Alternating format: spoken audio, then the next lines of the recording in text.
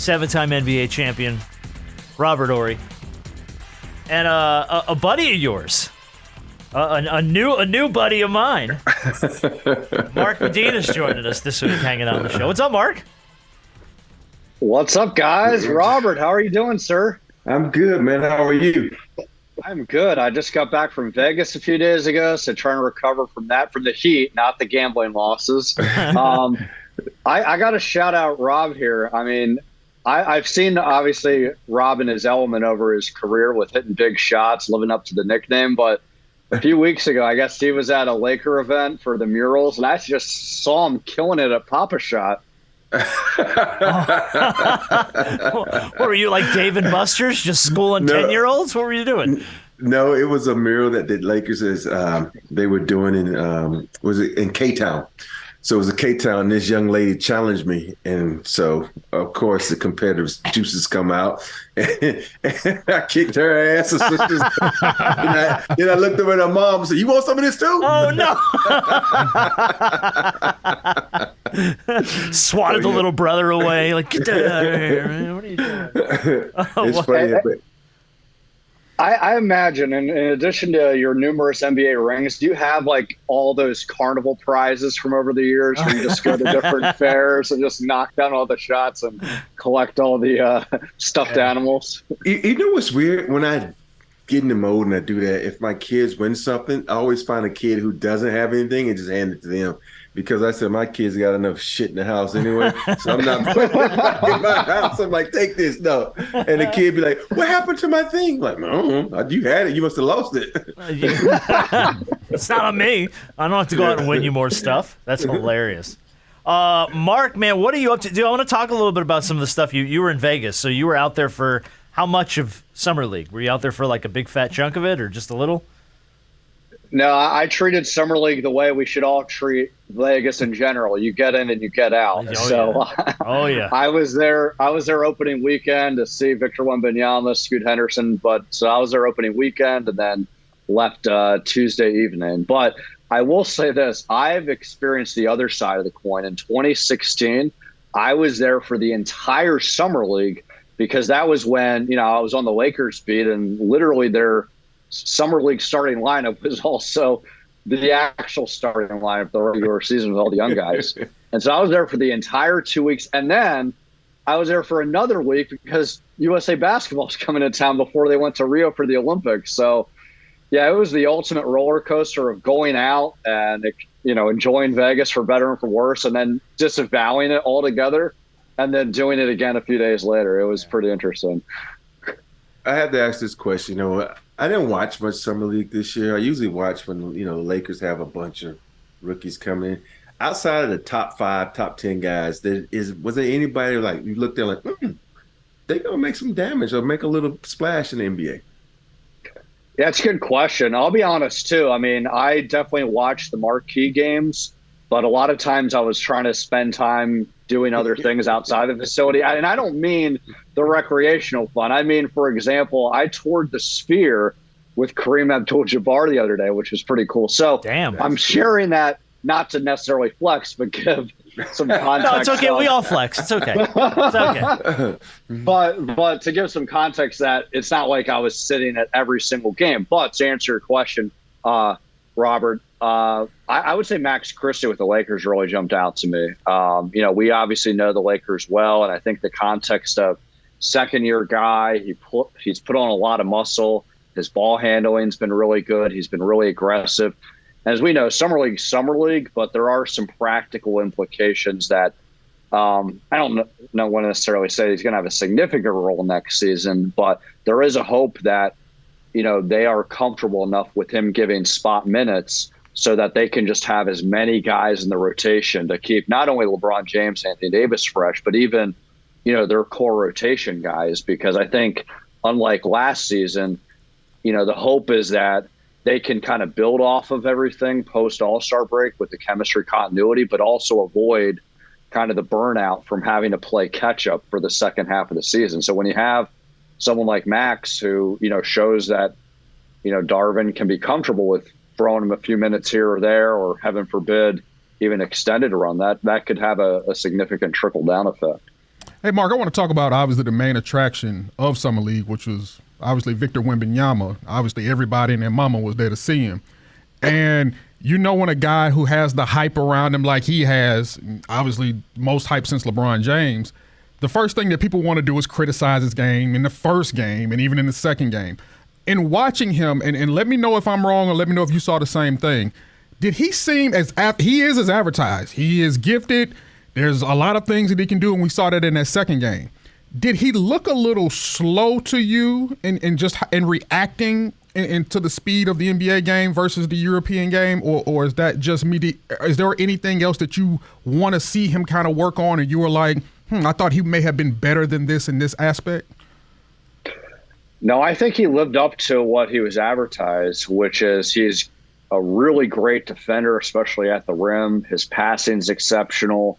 He's a great teammate. No doubt there's things for him to work on. I think the first game, there was no way around it. His conditioning was something that he needed to get adjusted to, and he was the first to admit that. And then I think the physicality element, let's be clear, no one's expecting him, as Robert can relate to, becoming Shaq or anything like that. The game's not going to be power. It's about skills. But I know, talking to folks around the league, there is a thought that, it'll take some time for him to bulk up the necessary muscle, not to power over guys, more to absorb everyone else's power. But I think with that, the thing that's comforting for him is that he already has a skill set that he can use to show instant impact right away, even if those other things might be an adjustment. But so I think when I'm looking at Summer League, honestly, outside of, maybe people on Twitter, I don't think that there were a lot of overreaction, so to speak. I think everyone kept the necessary context of it's Summer League. You don't make much of it, but, the highs and lows, they're all relevant and they're not necessarily mutually exclusive. But I think clearly the positive parts about him vastly weigh some of the hiccups that he'll endure. He's going to be a special player, even if, like with any young player, there will be time for him to develop. Yeah. And my thought is, you get him enough time in San Antonio eating barbecue, you might be able to shacken him up a little bit. You know what I mean? You can chunk him up a little bit down there. In the good old you can enjoy that. Enjoy that barbecue chicken, as Shaq says. That's right, man. Or he could be like Barkley. Big girls, yeah. Yeah, be like Barkley and enjoy them churros. Well, he did say he likes the breakfast tacos, but not the churros. So maybe he's got something going, right? We might be headed in the right direction there. So back up just a little, too. You talked about getting a tour of the Sphere with Kareem. For starters, with Kareem, that's dope. But talk about that building, that Sphere, because that thing's unbelievable. Yeah, it's wild. Look, it's not completed yet, so I think they still have 2 months before U2's going to perform in late September. But we saw, I think, the in-between where even if there's construction crews finishing up things, we saw the screen itself.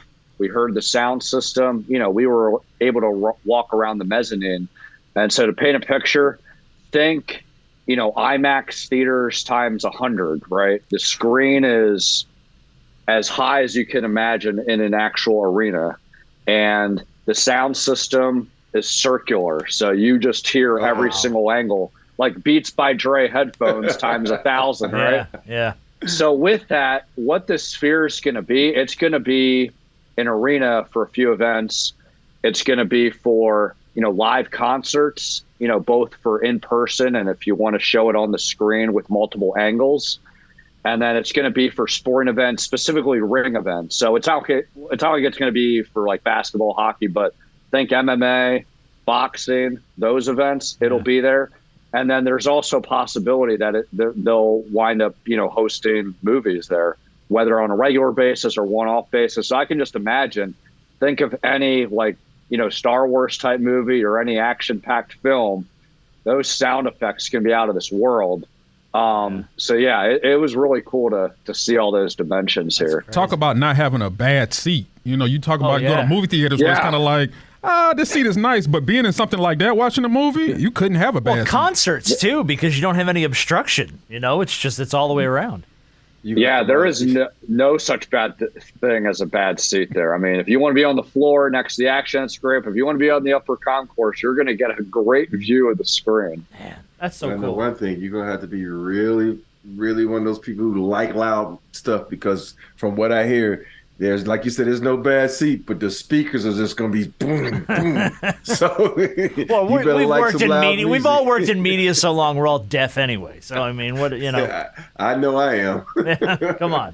Hey, look, I witnessed, as Robert has, Kobe Bryant's 64-point game, his final game, the Warriors championship runs, the Lakers, Celtics in 2010. I'm sure my ears are already shot. Yeah, we're all deaf. We're all deaf. Well, Mark's going to hang out this week for the rest of the show. We're just going to go through kind of our normal stuff. Are we going to make Mark play our game? That's the question. Mark can stick for the game. Yeah, I'm game. I'm game for whatever game. The game is playing the percentages. Dude just spent like 2 weeks in Vegas. I think he's got maybe like a leg up here on you guys. So we'll see how it shakes out. The LeBron comments this week. So we had LeBron at the ESPYs. I'm going to play the audio. Who, Doc Ock? Yes, Doc Ock at the ESPYs. Here was LeBron at the ESPYs making what we're going to call the announcement. I don't care how many more points I score or what I can or cannot do on the floor. The real question for me is, can I play without cheating this game? The day I can't give the game everything on the floor is the day I'll be done. Lucky for you guys, that day is not today. Now, I think a point that I think a lot of people have with this. While I appreciate the sentiment of I want to compete as long as I can be competitive, that's perfect. Lucky for you guys. Like, now you want to boil up all the, everyone loves to hate on LeBron, everyone loves to crap on LeBron. That's the reason why. Lucky for you guys, I get to still play basketball. I don't know. It just threw me the way you threw that out. But LeBron coming back to nobody's surprise, Rob. I thought it was funny when I heard about it, because I didn't watch the ESPYs and I heard about it. I was like, okay, that's kind of cool. I think he was directing that towards the Denver Nuggets. Oh, all right. Maybe. I don't know. Waiting for those guys to Of all the ways to frame that up, he frames it up that way. I was like, bro. Yeah, that was FedEx to Michael Malone for all that trash talk about being the Lakers' daddy, right? Sure was. Yeah, look, it was nice, the way he set that up and everything. Nobody in that building ever thought that LeBron was going to announce a retirement at the ESPYs. No way. Not a million years. If he's announcing a retirement, it's going to be his way. And I don't think the ESPYs is one of those ways. 2.5-hour ESPN special broadcast on, like 7 networks. Also, he's gonna. We all know LeBron wants a farewell tour. We know this. Yeah. He is a farewell tour type of guy. Kobe got his, and we know LeBron wants his. So all this, is he gonna retire? Well, did he get a chance to have a farewell tour? No, then he's not retiring. So I guess my question is, how much longer do you think LeBron can or will go? Has he got 3 seasons left in him, you think? Well, look, I've learned in the last decade you never bet against LeBron. That's the old adage about him. Yeah. So I'm not going to put an expiration date. But, look, he has 2 years left on his contract. Maybe he extends it another in hopes to play with Bronny. But I think what is interesting about that goal is he, I think, has also sent the message that he's not going to force his will necessarily for that to happen if Bronny feels a certain way about that. Because there's so many different elements. I mean, the positive part, that's such a cool moment for a dad to be able to play with his son on the same team. But, when it comes to allowing him to be his own guy and carve his own path, I wouldn't be surprised if he wants to respect those lanes. But as far as the durability standpoint, I think that you don't want to bet against him per se, but you also have to just be prepared for anything, because if these last few seasons have taught us anything about LeBron, is that when he's on the floor, he plays at a high level. Now, I know that especially late in the playoffs, his 3-point shot was decreasing a little bit in fatigue and the injuries were getting the best of him. But for the most part, he's been a dominant force when he's been on the floor. But I think the other question is, how long will he be on the floor? Because the last 3 seasons he's had injuries. He's done all the right things, but just injuries are injuries. And so you just never want to discount that, just the possibility that it's a reality in the sports that injuries can happen at any point. But when he's on the court, I don't want to say he's prime LeBron, but he's still one of the most dominant players in the league right now. I think for the Lakers coming up this season, they need to make an announcement. If anybody who want to buy tickets, LeBron is going to be the guy that might not play because he will be load managing. And I think it's going to be really important for them to look at LeBron. Even if he wants to play, be like, nope, you're not playing. And that's going to be very important because think about it. There was so many little injuries that he's never had. I heard a pop, this and that. And it's not like he can bounce back in 3 to 4 days like a lot of young guys. It's going to take him 3 to 4 weeks to get back. In 3 to 4 weeks, you're only going to miss about 10 to 12 games. But why miss 10 to 12 games when you can only miss like 2 to 3 games because of load management? You know what? I want to believe that. I really, really do. And that makes a lot of sense. I don't think LeBron, having an idea of what LeBron's mindset is, because sometimes your mind and your body ain't on the same page. And so even though he takes very, very, very, very good care of himself, mentally, I think he feels as though he's still a very young player. And no, I'm going to go out here every game as much as I possibly can and give it all I got. And I know he knows his body better than anybody. And I know sometimes doctors and all these physicians have a hard time telling the player, hey, you may need to chill out a bit. And he seems like one of those guys where it's like, hey, hands off. LeBron knows his body better than anybody. We're not going to tell him what to do.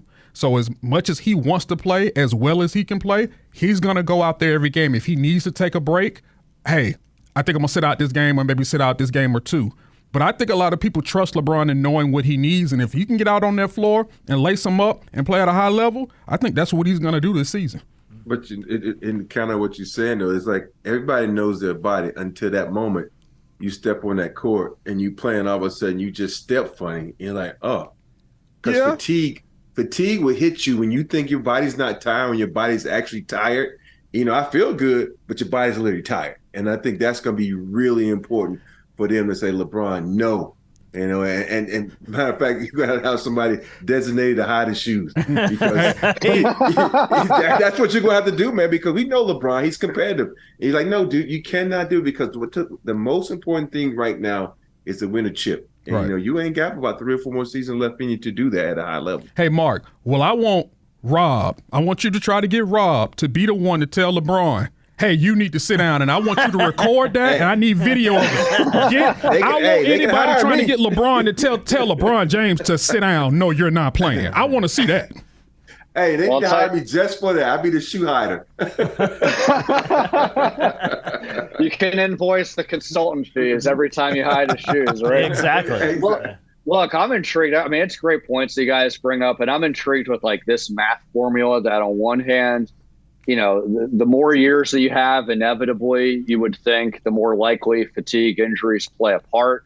And you don't discount 21st season. He's going to be 39 in December. But then you also look at the other side of the coin compared to last season. Could this be a pathway where his workload's easier to manage? Because when you look at last season, he was playing out of his absolute mind because of, just the struggles with Russell Westbrook and the rest of the roster. And then the second half of the season, they're just having to play with like playoff type intensity just to stay in the play-in tournament after the trade deadline moves. Does this give him a fresh slate of not just off-season rest, but less workload because of all the roster continuity as well as some of the new pieces that they picked up in this offseason? So maybe it's not enough for him to think, oh, yeah, I'll sign up on load management and sit back-to-backs and all that stuff. But maybe at least enough for him to be open to, hey, I don't have to play in the high 30 minutes or, even low 40 minutes in regular season games in November and December. So I know asking Darvin about that, I know it's coach optimism when it's the off season and the records are 0-0, but he very much sees that pathway that even with a year older, because of all the roster construction and the continuity, that this season could be relatively easier for him in terms of his workload. And the funny thing about that is, I hope that you're right, even though Rob believes that this roster doesn't look any different than last year's. Rob said they swapped all the pieces for the same pieces, is what he said. He says they look relatively the same. They replaced these guys with old guys they've had before. And I'm like, am I looking at the same Lakers team you looking at? I'm telling you, man. In my eyes, they replaced this. Hey, listen. Well, Mark, you are getting older. Hey, I still got 20. Hey, your eyes ain't LeBron Young anymore. I'm just saying, So, Mark, what I said was, you got Brown is basically Prince. You replace the same guy. Both play defense. Both shoot threes really well. And then, who else did I say? You got Lonnie Walker is basically Cam, because just athletic. But the whole thing is, none of these guys are going to play anyway. That's my whole point.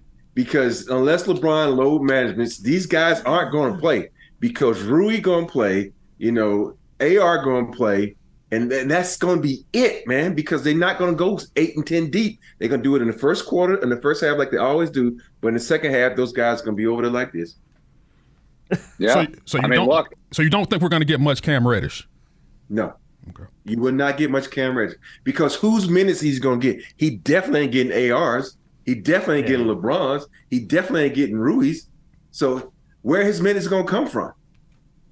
Yeah, and look, Rob, this is coach speak from Darvin. So, he's saying outside of LeBron and ADO, every starting spot is up for grabs. But the reality is, as you mentioned, the incumbent players have the advantage because they're better and they're more experienced, they're more familiar. So I would expect that Austin Reeves is a starter, Rui Hachimura is a starter, D'Angelo Russell's a starter. Now, I think where the roster construction, the new pieces can come into play, not only with injuries with any of those guys, but if there are inconsistent stretches, like we saw with D'Angelo late in the playoffs, like there is that flexibility to be able to make adjustments and give playing time to some of those other players. But Rob hit it on the money that basically the guys who played majority of the minutes last season, those are going to be the same guys this season. And I think really the Lakers' thought process is the fact that we had so much success post-trade deadline with, being one of the best defensive teams in the league. I think third best record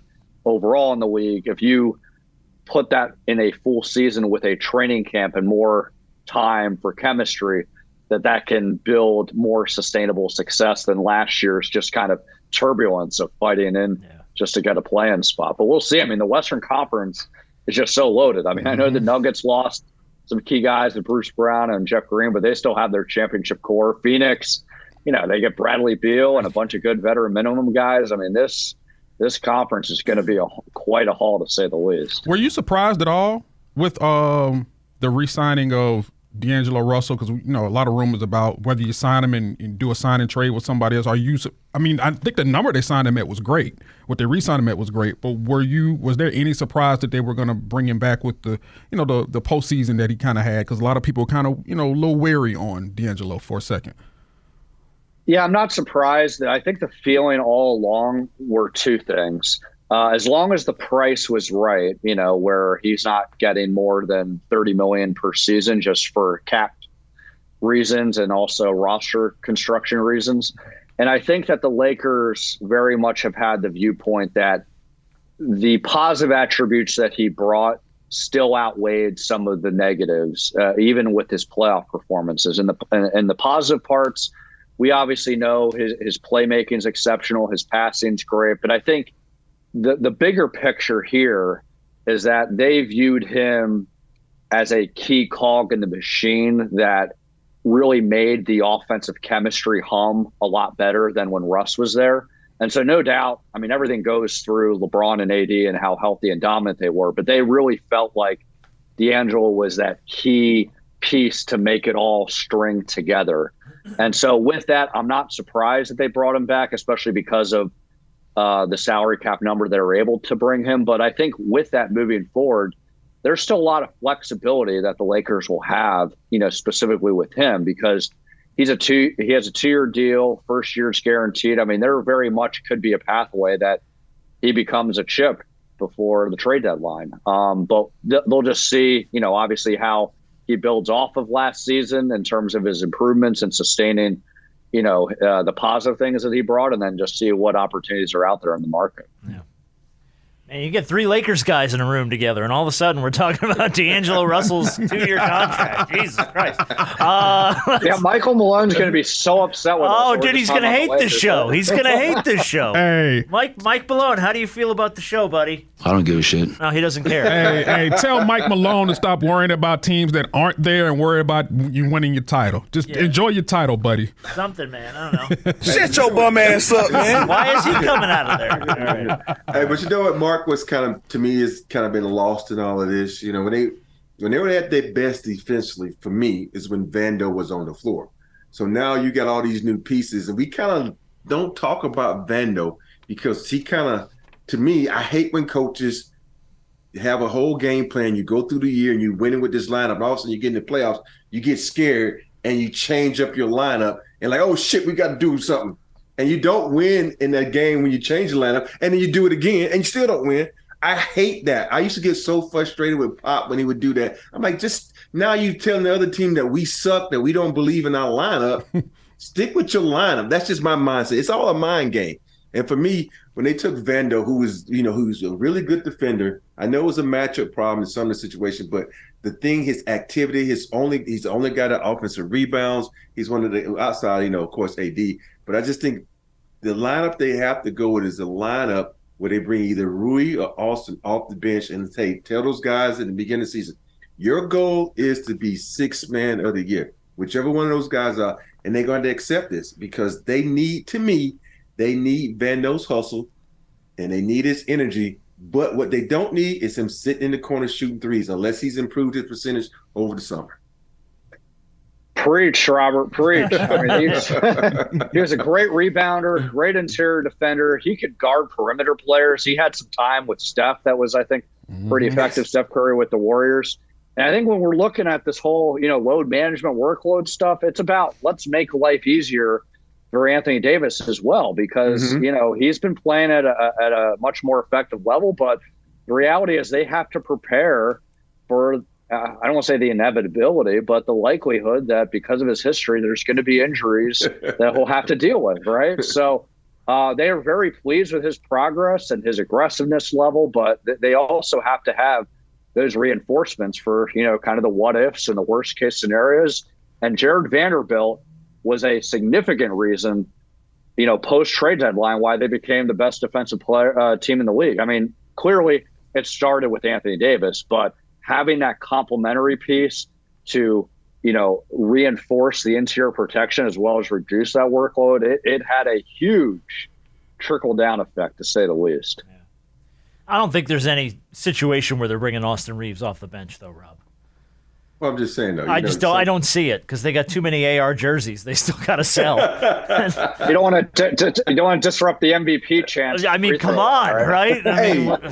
Manu Ginobili did it. Manu Ginobili technically was the starter, but hey, he thrived at it. So, and that's who I see him as, Manu Ginobili. All right, well, let's swing from one side of the country to the other because we got a bunch of stuff coming out about the Sixers this week.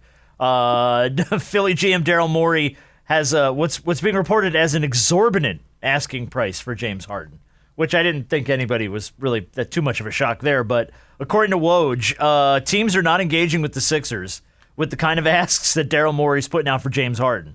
That's where now over time perhaps you try to work him down.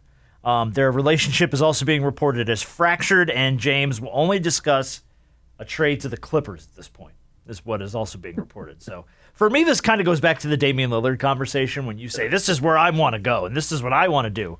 Well, you just box yourself into a corner now.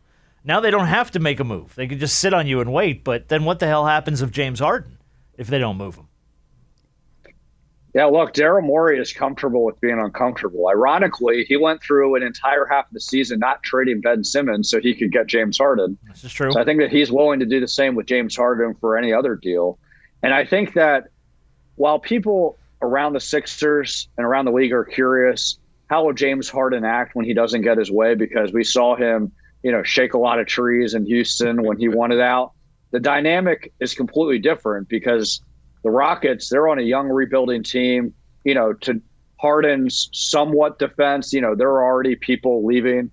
Daryl Morey had left, Mike D'Antoni left. They didn't re-sign a lot of key role players. Russell Westbrook gets traded to Washington. So he wants out here with the Sixers. While clearly I think the Bucks and the Celtics are better in the Eastern Conference, they view themselves as a team that should be in the mix to be a championship contender because they got Joel Embiid on the team. And so I think with that, Daryl Morey's asking price. Folks, don't say for now, because that was part two of the story. Yeah. Well, I was going to say, like, Daryl Morey's asking price is what move can we make so that we're still in that mix as opposed to, let's just hit the reset button. Yeah. And I think number two, Joel Embiid was one of the first to say it that, hey, we'd like to have James Harden back. There's going to be more, I think, internal pressure for James to say, you know what, like, we're probably better off just trying to make this work here. So I wouldn't be surprised that at least to open the season, he will be in a Sixers uniform. Now, what that will look like when training camp and the regular season starts, who knows? Hey. But I think it's James Harden. Exactly. I am curious what the how his dimensions will be listed, right, in the media guide. Yeah. Are we being liberal with the weight number here? What are we doing? Yeah. But I think the larger thing is I think that there is more pressure on him because of the dynamic that if he's upset that he'll have to just make the best of it as opposed to with Houston. Clearly, they're in a rebuilding stage and they're better. They felt, you know what, we're better off just resetting the button, getting some assets and all that and moving forward here where the Sixers are clearly not in that mode. Yeah. As dynamic as of a player as James Harden is, obviously we know he's a Hall of Famer. So, he's had a great career outside of not winning a title, MVP, all of that. Do you sense that there's a feeling that the league is, I want to use the right word, I guess going sour on him from the standpoint of him being able to be a piece that can help win a title? Because to me, it seems he's a great player, but it seems like he's a guy that's a little bit more interested in going to get my money and going to go do some other thing, which is cool. Get your bag. I'm all for a player getting his bag.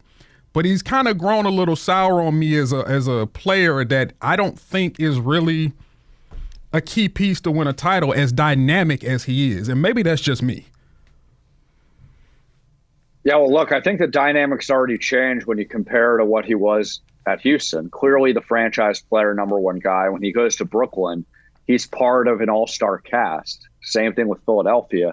And then there's been some, I think, ebbs and flows where sometimes he's accepting of being that complimentary piece. And then other times where he wants to experience what he had in Houston with being the number one guy. And I think when you're, trying to manage roster construction, I mean, from a cap standpoint alone, I don't think teams are obviously looking for him to be their number one guy. It's about being part of a team with other all-stars, whether it's two or three, right? But I think that the questions about him around the league is no doubt his talent is exceptional, great free-point shooter.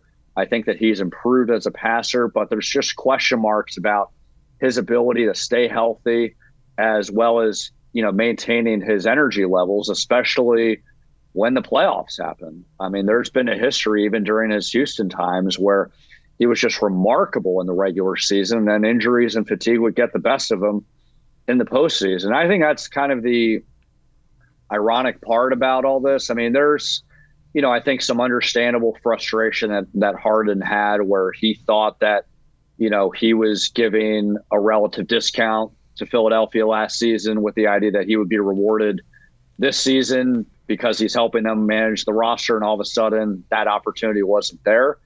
But there are questions to be had about his performance during the playoffs. I mean, he played amazing in certain games against Boston when they needed him. And then game 7, he wasn't there. Neither was Joel Embiid. And so there's just a lot of mixed feelings that you're going to get a lot of good James Harden, but you're also going to get a lot of uncertainty with James Harden. And when you're having to make, pretty significant roster decisions with that, I think that, might scare some teams away as far as what they're willing to give up to get him. Yeah. That's going to be really interesting, though, to see what James does. Does he come in it like he did in Houston and kind of force his way out? Or is he just going to come in and play his way out? That's the question now. And then I think that's what most people are expecting is you're going to get an out of shape, maybe overweight James Harden, who's unmotivated to participate in team activities, who doesn't want to practice, who I think he's already may done that take once. Yeah, So he don't have to do it yeah. Well, I think he's going to play his way out this time. He's got to play Yeah. his way out Yeah, to he make may- everybody he may have thirsty to. for him. He may have to. The part 2 to that story, by the way, was Joel Embiid this week saying he wants to win a title in Philly or wherever. just as long as I get to win one, I don't care if I stay in Philly. And I think a lot of people kind of cut that the wrong way. You know, okay, wherever, either Philly or elsewhere is what he said. I think it was like, all right, man. So I don't know how committed he is to making this work in Philly. I don't know. I just want to win a title. I don't care. Yeah. Which I get. Yeah. Which I get, you know, but it's like, I don't know. And like, we're still, by the way, you mentioned Joel Embiid in the playoffs. We're still getting nailed on Facebook for the clip of Rob calling out Joel Embiid as the worst MVP performance in a postseason ever. We're still getting crushed on that. So that's still rolling around. But like, hey, defend Rob here. I mean, the calling out and like, I mean, what's so wrong about calling a spade, right? Like, we're not making personal attacks on someone. Of course like, not. The stat line is the stat line. The eye test is the eye test. Like, yeah. Sometimes we look at our mega stars with rose-colored glasses, but if there's someone who is not the mega star and they have the same performance, you want to trade them to Siberia. And it's just like, it is what it is, man. You know, you got to say, hey, he had a bad performance. He looked uninterested in the game. He didn't play with the same energy. And so that's just what it was, man. I'm like, everybody in the world who watched the game saw it. No. Bad performances are for stars. He's a superstar. He had an horrendous performance. See, when you win an MVP, you got to take the bad to the next level. That's the other side of that coin. Yeah. So you got to, like Mark said, you got to call a spade at times. You just got to be honest about it. Yeah. All right. Well, let's also, we got a lot more. I got to get to Paul Pierce here before we get to Big Shot of the Week and we get to our game. I want to get to Paul Pierce. So Paul Pierce, by the way, freaking all over the place this week because he was on with Rachel Nichols a bunch out doing the Showtime stuff in Vegas. And this is Tracy McGrady and Paul Pierce on with Rachel talking about the Miami Heat and Dame Lillard. And I'm going to play the clip for you and we'll talk about it. Jimmy, Bam, just the and culture, Dame, Spoelstra. Yes. This is Tracy. I know they're going to have the right pieces around them. Yeah. They're going to have that. But those three together? Mm-hmm. You put them together, they won't make it out the first round. Wait! You got to understand how they got to the championship this year. A lot of this had to do with their depth. And guys playing way above their pay grade. Way up. Caleb, Anthony, these guys was averaging 20 points on Boston. We ain't never seen them do that. Then you had Duncan Robinson. So if you get Dame, they gone. They already gone, but then you lose another 18-point, 20 score, gone. You're going to have to throw in Robinson. You're going to have to gut that team out. So, Paul Pierce saying, you throw Dame Lillard in Miami, they're not getting out of the first round. Do we agree? Do we disagree? I see where he's trying to go with that, meaning that they're going to have to get rid of every piece that was vital to their playoff success. They got to be packaged in that trade. So they said, what are you going to add to those other big three? I see what he's trying to say on it, but those big three alone going to get you out of the first round. You in the East, dude. It's not. Maybe not if you were West. a Western It's Conference team, yeah. Yes. Yeah. So I see where he's trying to go with it, but no, Damon can get you. He can get you out of the first round. Yeah, I did a head fake there. Definitely better than a first-round team. Maybe they had their hands full against Milwaukee or Boston, but those three players are dynamic. And I think when you look at their potential chemistry with each other, I mean, it just seems like it would be a perfect fit with the way their games complement each other, where clearly Dame would have the ball in his hands. He's the playmaker. Jimmy Butler, aggressive scorer. Bam Adebayo, do it all on defense, the complementary piece on offense. And the common denominator with all those three guys is they're just competitive as hell, right? Yeah. So I think that is going to be seamless as far as, not to say that there's no adjustments, but yeah, I think it would be fairly minimal. And while I don't discount some of the depth that the Miami Heat had to get to the NBA Finals, the reality is they've already lost some of that depth. With Gabe Vincent and Max Strus, and they clearly already chose a lane to try to get ready for potentially getting Damian Lillard with clearing the decks. And so I think it's one of those things, like you gotta follow through on that, or else you'll just have Jimmy Butler and Bam Adebayo, great talent, but then an even further diminished supporting cast compared to last season. And Portland has already shown that we'll wait this thing out. Now, I think eventually they'll have to show their hand and realize that if you're not getting any other offer, sometimes you got to take the best offer that's on the table. But their GM has shown that they're willing to wait this thing out and drag it out as long as they can possibly do. So I don't know what's to come of this. No. I mean, I think in time he'll probably end up in Miami. It's just a matter of how much will Portland get in return for that move, because it's probably not going to be anything close to what they want.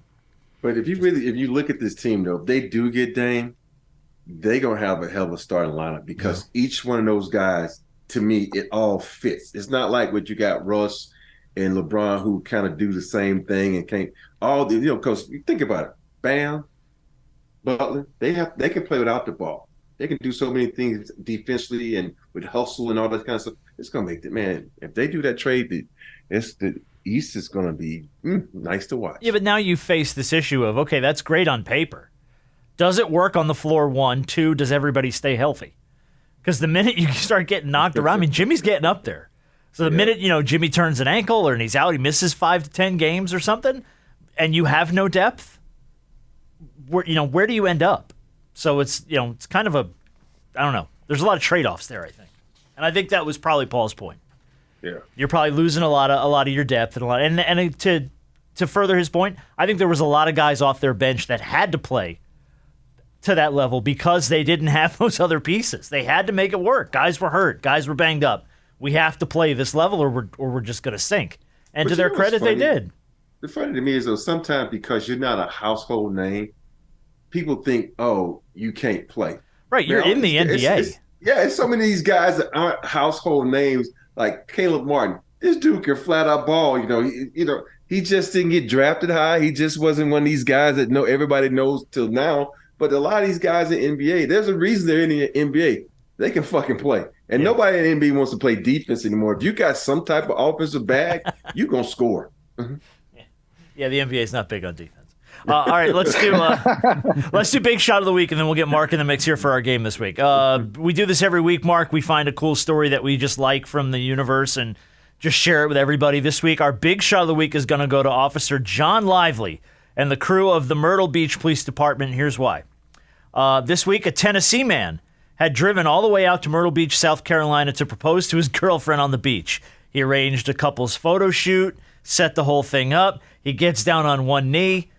Ring is gone. Dude dropped it somewhere on the beach in the midst of all these pictures. So he flags down an officer. The officer then grabs another dude who has a metal detector on the beach, and they all start scouring the beach, find the guy's ring.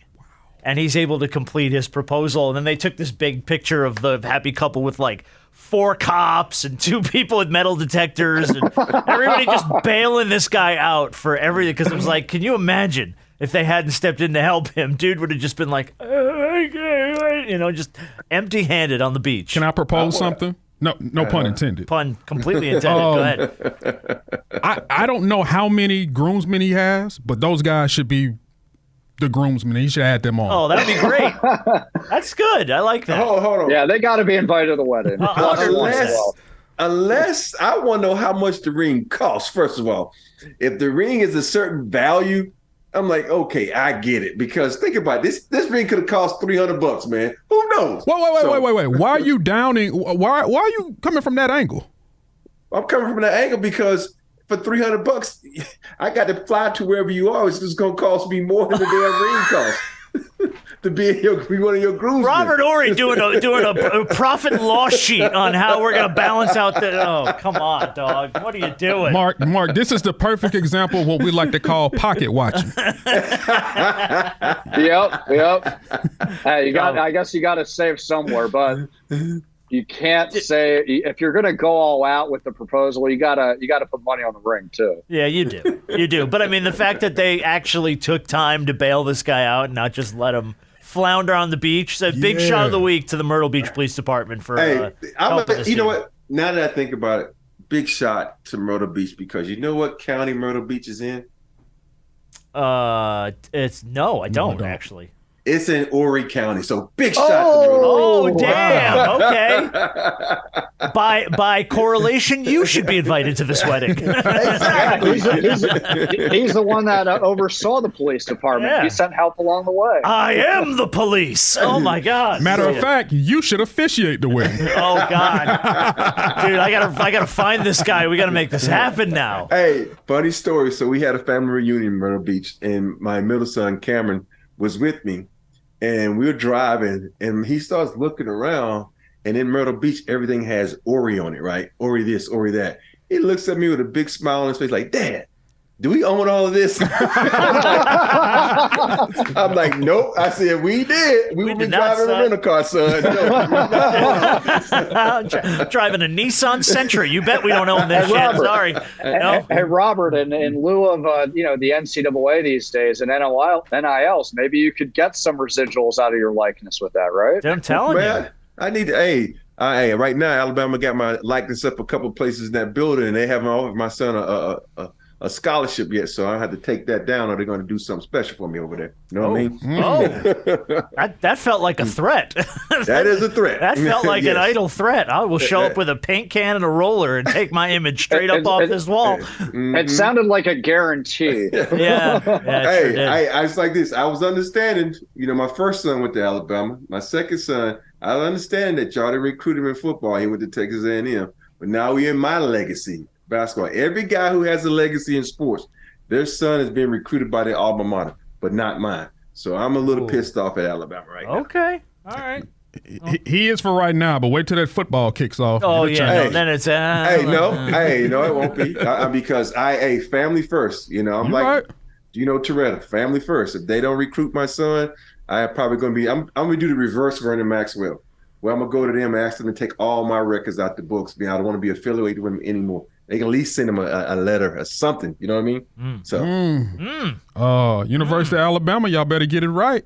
Y'all better talk to Nick Saban or whoever. Well, this video will be FedEx right to them. I'm sure they'll respond. Sure. Feedback from the university press office. I don't give a shit. All right, then. All right. Hey, it's like he 52 and ain't played in a long time. Who gives a shit? We don't give a shit. All right. This week's game is called Playing the Percentages. We're actually going to go around the horn here. Everyone's going to get a turn at this one. I'm going to throw you a question. We're going to start with Robert Horry.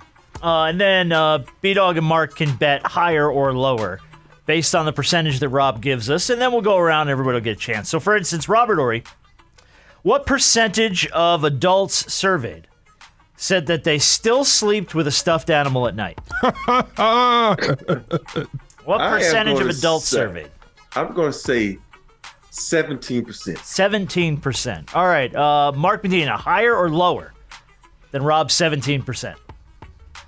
Yeah, that's pretty low, but I'd go even lower. I mean, unless, we're involving kids here, I'd be surprised that adults still sleep with the stuffed animals. All right. B-Dog, higher or lower than 17%? I'm going to go higher because there's a lot of... I'm going to go higher because you got a lot of adults and still kids these days, so I'm not surprised. The correct answer goes to B-Dog. 23% of people surveyed still sleep with a stuffed animal of some kind. Wow. They're adults, but they're childish. Well, we all are. We all are. At least we feel like we're kids. All right, so we'll move over to B-Dog on the next one. B-Dog, what percentage of couples surveyed say they argue, quote, regularly about the thermostat? Oh, I've heard this is a big one. What percentage of couples argue regularly? I'm going to go at a nice round number. I'm going to say 50%. 50%. All right, Robert Horry, higher or lower than 50%? I'm going to say higher because me and my wife were arguing last night about it, so higher. Shit. All right, Mark Medina, higher or lower than 50%? Yeah, I'm going to go higher. I'm going to go 65%. It's a daily thing now. I am in the minority here where my fiance Val and I, especially with the heat wave in LA, we're like, hey, we got to stay cool. We'll do what's making us comfortable. But I wouldn't be surprised if other people want to trim costs and, make it a daily argument. Right. My wife wants our house to be a meat locker. I'm doing some of that aforementioned pocket watching, where I'm like, no, just a little bit lower. It is 58%. Yeah, so that's a point for each of you. Good job, 58%. All right, Mark, this one is on you. What percentage of people surveyed say I don't know if I'm going to do this one. What percentage of people surveyed say they brought a condom to their high school reunion? What percentage of people surveyed say they brought a condom to their high school reunion? Well, I don't know if there's any specifics with the survey, but if it's a 5-year reunion, I'm sure it's like 90%. But if it's like past that, it's probably in the minority. But for the sake of it being general, I'd say like 70%. 70%. All right. Rob, you going higher or lower? I'm going to go a little bit lower than that. Okay. Rob's going lower. B-Dog, higher or lower than 70%? There's no even here, is there? Like if I was to You can call it even if you want, if you think he's right on. I'm going to go slightly lower, though. Slightly lower. Slightly. 25%. I know. Oh, wow. That was way off. Y'all just thought you were going to go to high school and sling it again. And it was like, Everyone's being faithful. Let's go. Watch out, Kang Dangalang. damn. Someone was prom king at their high school. It wasn't me. All right, Robert Horry, back around to you here. What percentage of people surveyed say they have a cracked screen on their phone right now? I'm going to say, because, the new iPhone's coming out in September. So I'm going to say it's going to be high because people trying to wait to September to get that new phone. Okay, so you're I'm doing a gonna whole say backwards around, workaround on this. I like 65%. it. 65%. All right, Mark Medina, higher or lower? Yeah, I think it's about even 65 because of what Rob said. And also, sometimes there's like those tolerable cracks on the screen on the edges. And it's like, oh, I'll deal with that. But I can't understand the ones that have the full like spider web crack. Like, how do you work with that? How do you even function? Cutting your finger. How do you even function? Swipe right, swipe left. B-Dog, higher or lower? And 65? Well, what was it 65? Yeah, 65%. It's high, but I'm going to go a little lower. 38%. What? 38% of people have a cracked screen right now. Which is still a lot of people. That's still a lot of people. All right, now, quick survey. Cracked screens? Or are we good? I'm good.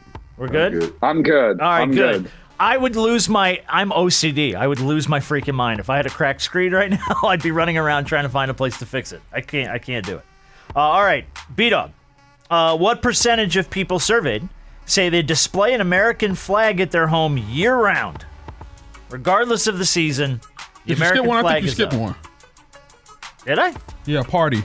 Parents went out of town. Oh, you want to do that one? Okay. Yeah. What percentage of people, B-Dog, people surveyed say they've never had a party when their parents were out of town?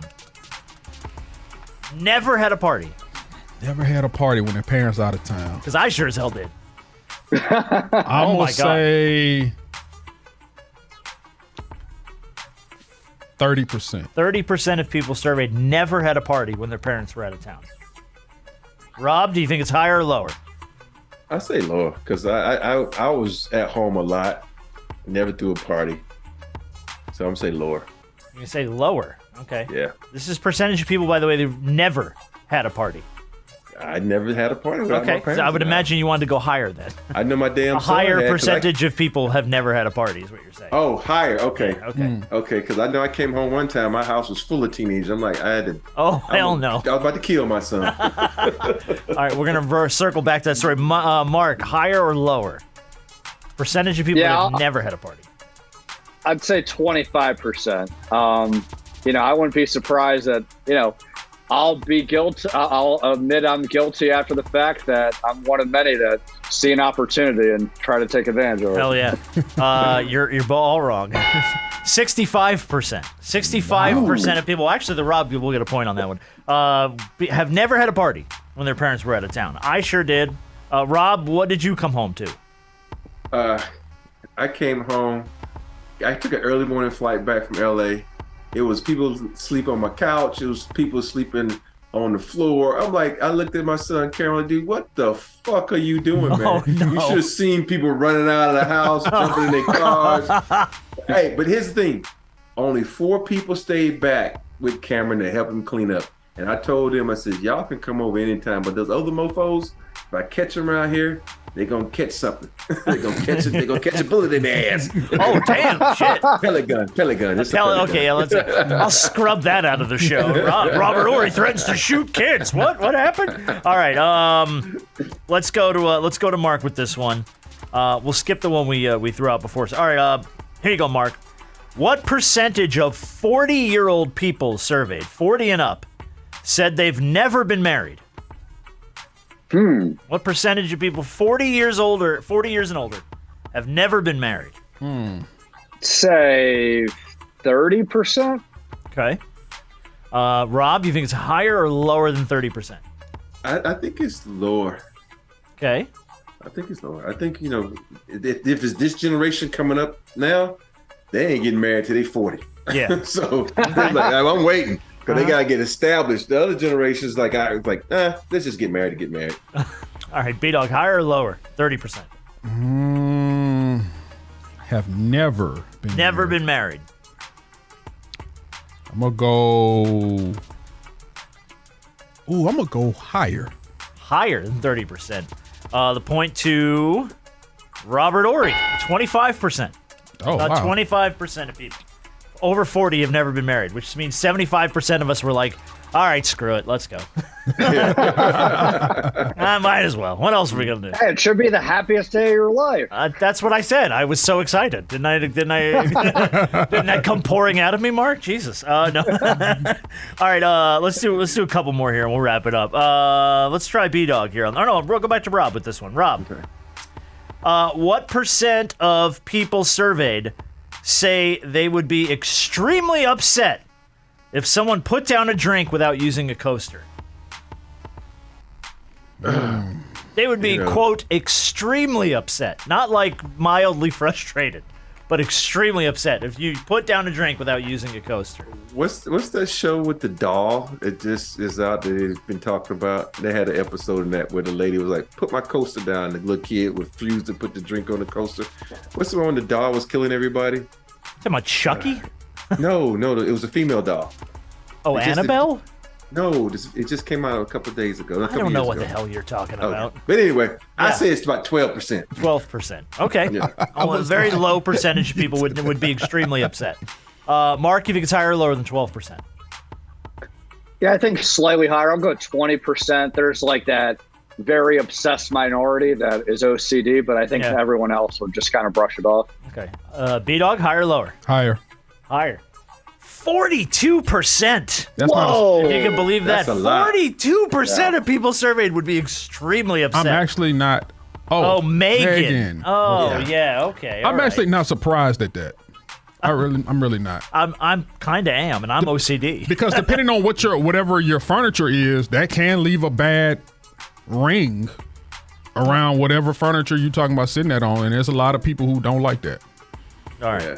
Put the glass top down. We'll throw the last one to Mark here. Ready? Here we go. Last one. While women are more likely to do this than men, what percentage of people surveyed say they have snooped on someone else's cell phone? Oh, that's high.